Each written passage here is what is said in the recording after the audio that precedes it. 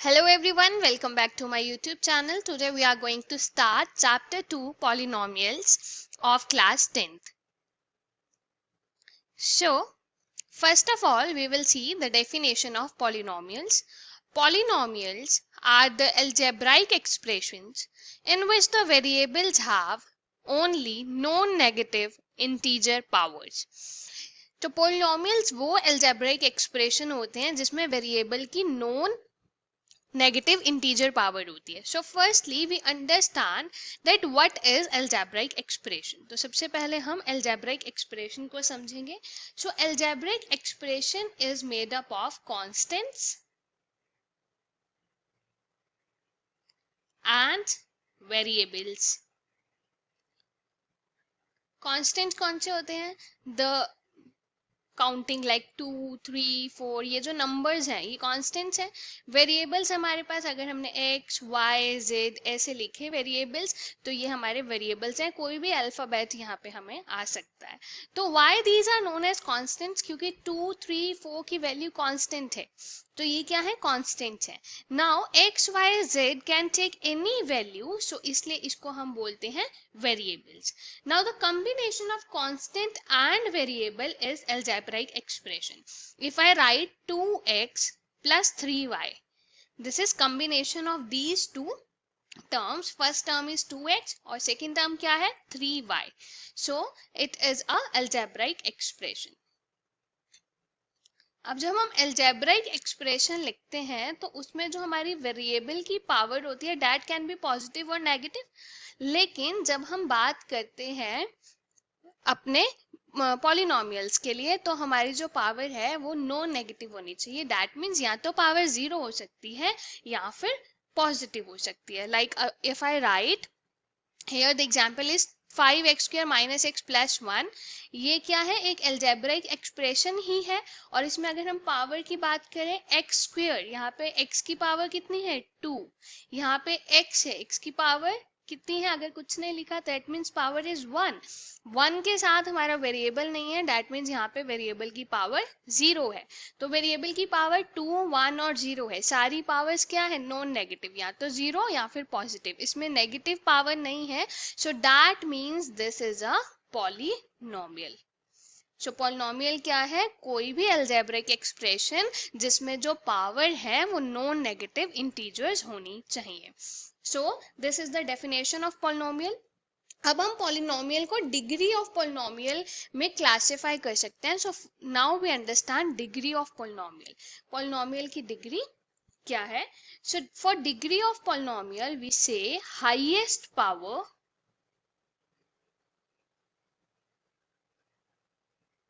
Of variable. हमारे जितने भी वेरिएबल हैं उनमें से जो हाईएस्ट पावर होगी वो क्या होगी? डिग्री होगी.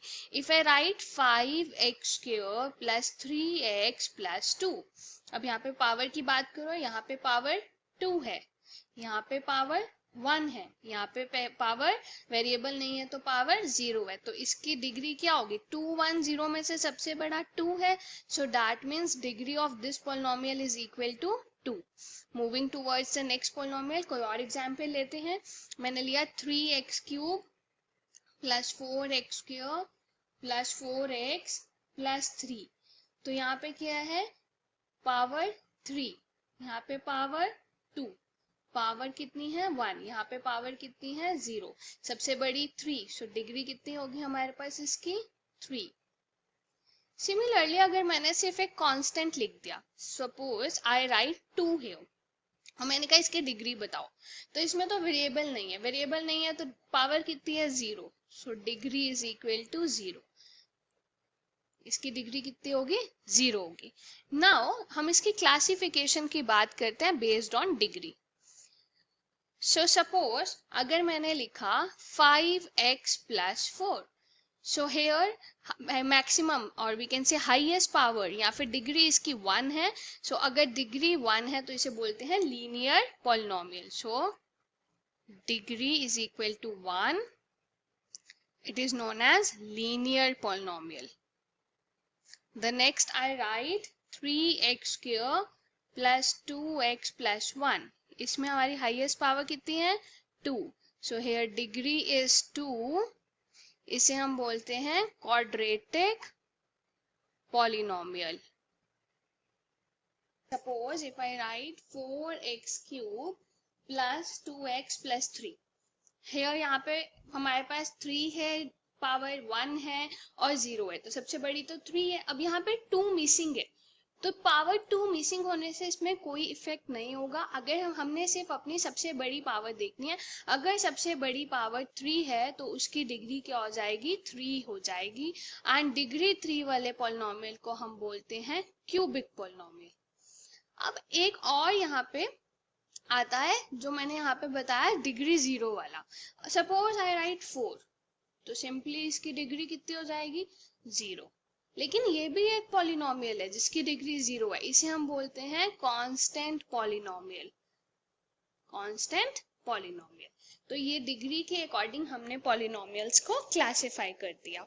Now the next concept in this chapter is zeros of a polynomial. Polynomial की जीरो क्या होती है. हम मेन हमारा जो चैप्टर है उसमें जीरोज की बहुत ज्यादा बात होगी, तो please understand it carefully. Zeros of polynomial क्या होती है. सो zeros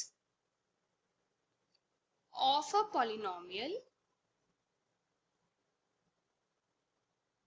are the values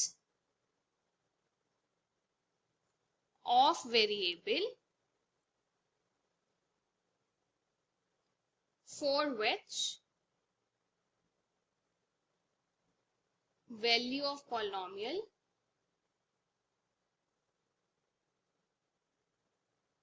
becomes 0. भी क्या कह रहे हैं कि वेरिएबल की ऐसी वैल्यू जिसपे पॉलिनोमियल की वैल्यू 0 हो जाए उसे हम जीरो ऑफ अ पॉलिनोमियल कहते हैं. तो let us understand with the help of example. अगर हमने एक पॉलिनोमियल लिया, पॉलिनोमियल को हम p ऑफ x से डिनोट करते हैं. हमने एक पॉलिनोमियल लिया x प्लस 2. अब हम यहाँ कहते हैं कि put x is equal to -2. x की वैल्यू -2 पुट करो, तो यहाँ पे हमने x की जगह -2 पुट किया. Here we have -2 plus 2. तो पॉलिनोमियल की वैल्यू -2 पे कितनी आई, -2 प्लस 2 इज 0. तो पॉलिनोमियल 0 बन गया. -2 के लिए पॉलिनोमियल की वैल्यू 0 होगी. तो ऐसी वैल्यूज जिसपे पॉलिनोमियल की वैल्यू 0 हो जाए उसे क्या कहते हैं, zero of a polynomial. That means -2 is zero of a polynomial. कौन से पॉलिनोमियल की है ये, ऑफ पॉलिनोमियल x प्लस 2. इस पॉलिनोमियल की जीरो क्या है, -2 है.